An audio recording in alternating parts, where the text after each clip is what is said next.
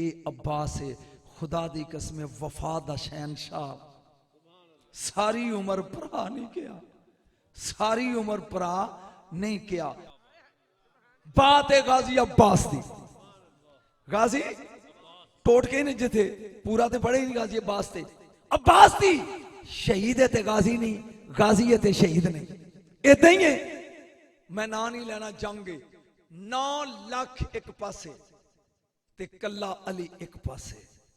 लुत्फ लिया तेन दसा गाजी बनया किवें, गाजी मुर्शद बनया किवें। अब्बास इंज अली अंज 9 लाख हल वेख के कहंदे ने मेरे पुत्र सामने आ जाओ। किन्ने बेटे ने हजूर अली दे? 18। मुर्शद किन्ने ने? 18।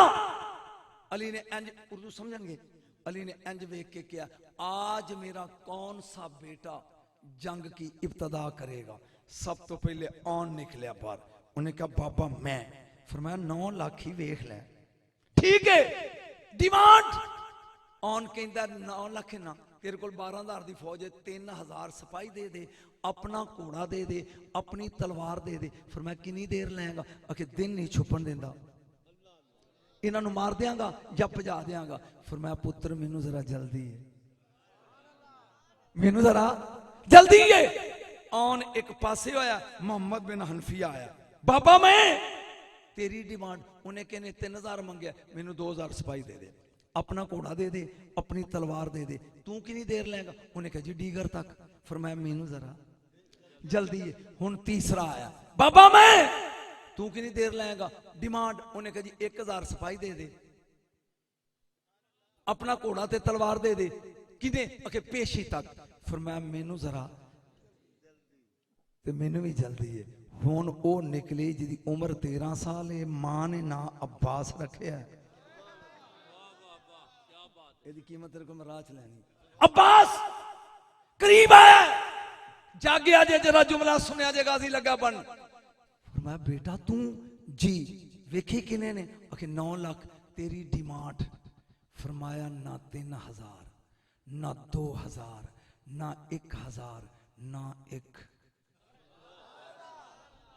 नहीं ना 3,000 ना 2,000 ना 1,000 ना 1 ना तेरा घोड़ा ना तेरी तलवार। फरमाया की चाहिए? उन्हें कहा तेरा हुक्म चाहिए, हुसैन दी मर्जी चाहिए। ना 3,000 ना 2,000 ना 1, तेरा घोड़ा भी नहीं तलवार भी नहीं बाबा, तेरा हुक्म होवे, हुसैन दी मर्जी होवे। फरमाया बेटा देर कि नहीं लावेगा? हाय हाय देर कि नहीं लावेगा? फरमाया बाबा तेरी इज्जत दी कसम है, पहले सिपाही दी तौन अजे जमीन ते डिगेगी नहीं जे मैं आखिरी दिन ला दिया ते अब्बास ना आखे, अब्बास ना आखी। बस खत्म होगी तकरीर। आधा मिनट अज बांह तो फड़ के खैमे च लिया अपना लिबास ला के अली आंदे ने मैनू नबी ने पवाया सी, अज मैं तेनू पवा रहा अपना लपा।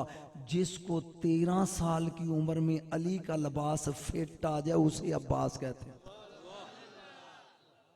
13 साल की उम्र लिबास पा के निकलिया बाहर, मुंह चुम के फरमान लगे किवें लड़ेगा किवें लड़ेगा?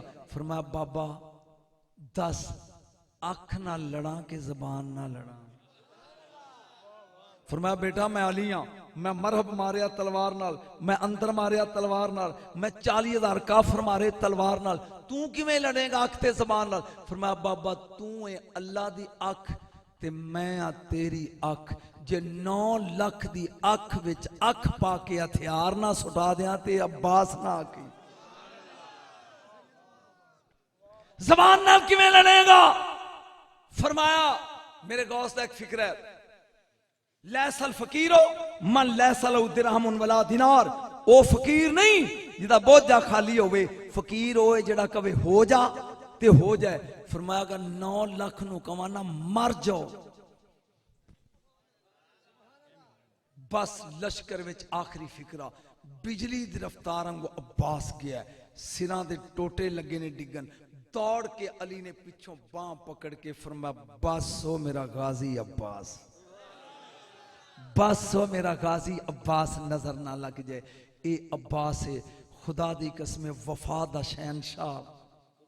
ਸਾਰੀ ਉਮਰ ਭਰਾ ਨਹੀਂ ਕਿਹਾ, ਸਾਰੀ ਉਮਰ ਭਰਾ नहीं किया, सारी उम्र तरसते रहे हुसैन कदी ते भरा कहे क्या तू बतूल दा पुत्र है, मैं कनीज दा पुत्र हाँ, तू बतूल दा पुत्र है, मैं कनीज दा पुत्र हाँ। वफा जिथे खत्म हो जाती है ना, उथों अब्बास शुरू होता है, उथे अब्बास की इब्तदा है, उथे अब्बास की इब्तदा है। ये खानदानी बेमिसाल है। किसी का दिल दुखिया होवे ते मैं माफी मंगना।